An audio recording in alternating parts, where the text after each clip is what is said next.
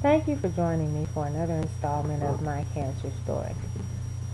Last time I talked to you about my diagnosis and how it came about. And I gotta tell you, that was a really bad day because, of course, the last thing anybody wants to hear is that they have cancer, a life-changing disease, a life-threatening disease. But as bad as that was, I don't really think that day could compare to the month that lied ahead. The next month was filled with doctor's visits, consultations, and testing.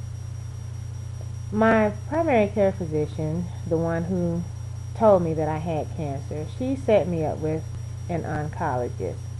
And I'm really thankful to her for that because I don't think that as serious as this situation was, I would have had the courage or the confidence to call around and find an oncologist.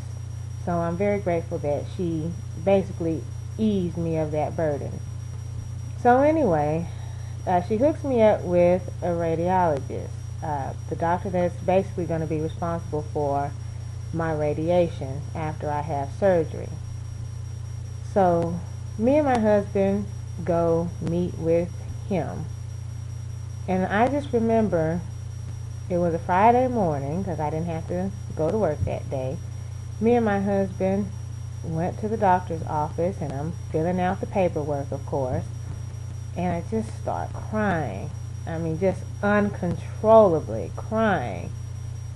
And I remember this little girl coming in with her mother. I don't know what they were coming in for, but it didn't really appear that they were there to see the doctor.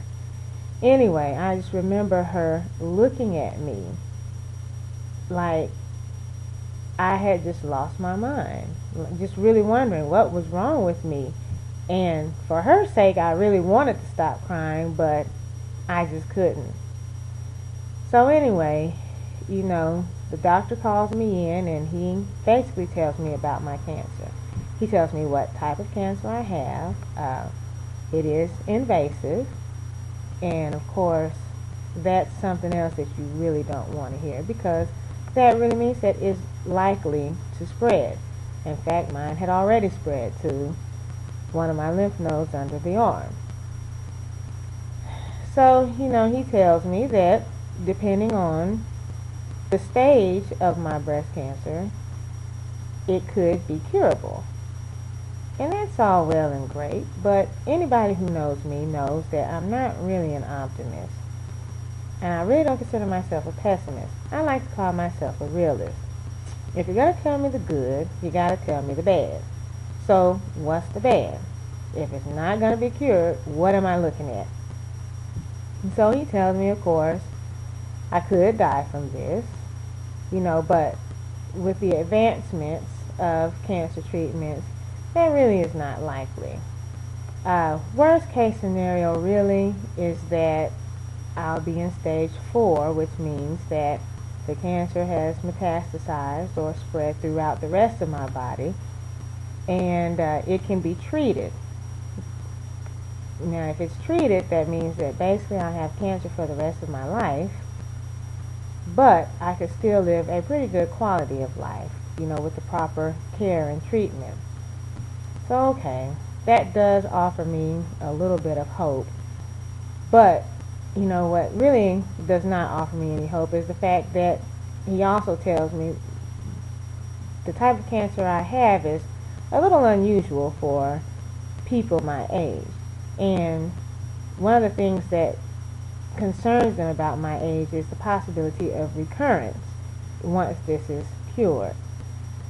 So, okay, I have a little bit more information about my cancer, and I'm feeling a little hopeful, but of course, it's cancer still. So, you know, uh, from there, they set me up with testing to get a stage on my cancer.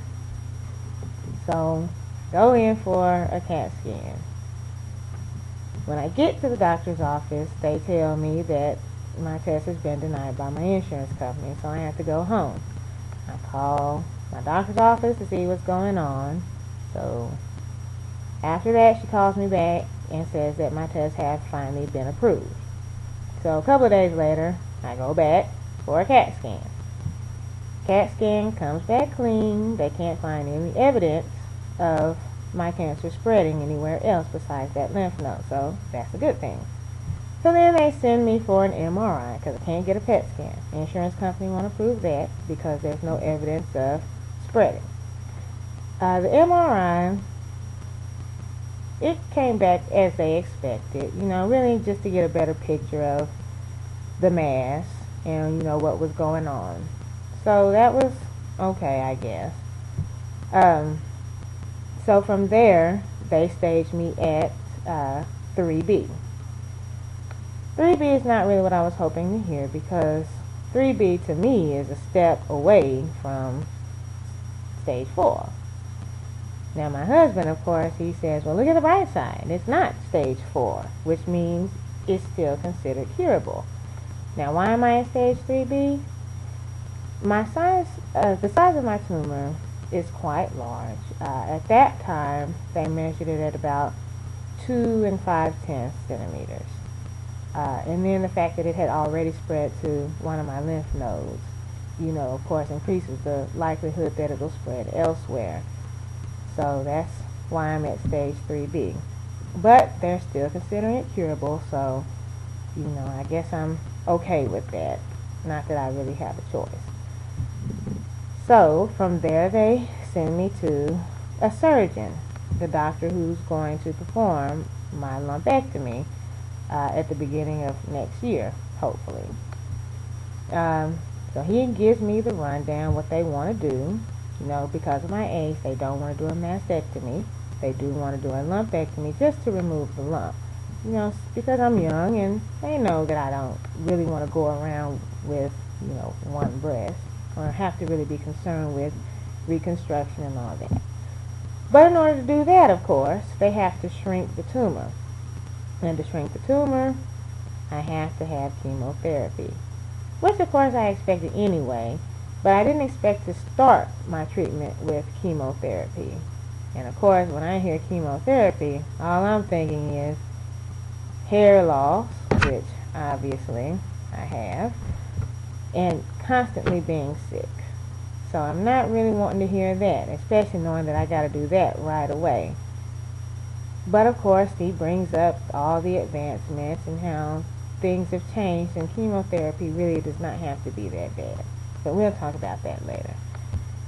And of course, the chemotherapy is to shrink the tumor so that it won't be as difficult to remove it, and it increases the likelihood of them getting it all. So from there, I go to my chemotherapy oncologist, who basically gives me the rundown and tells me the types of chemotherapy that I'll be receiving. So another period where I'm just boo-hooing. I mean, I was diagnosed in June, so the next month was just filled with tears and more tears, because I'm hearing things that I really don't want to hear, but I know I have to deal with in order to get better. And it was just a hard month because I just did not know what to expect. And even though I had the support of my husband, it was still me having to deal with it. And you just realize that your life is just not going to be the same. It's just not going to be the same. And the changes really start immediately, basically from the time that you hear the word cancer. Your life has changed. So getting through the first month, through the diagnosis, the testing, the staging, and the preparation for treatment, it's a rough time period. And it's a time period where you really need lots of support from your friends and your family. So one thing you want to make sure that you do is talk to people and let them know how you feel. Even your doctors, because they can hook you up with support groups and people that can help you get through this. For more information about me, and my story, please visit candlesforcancer.biz.ly. Until next time.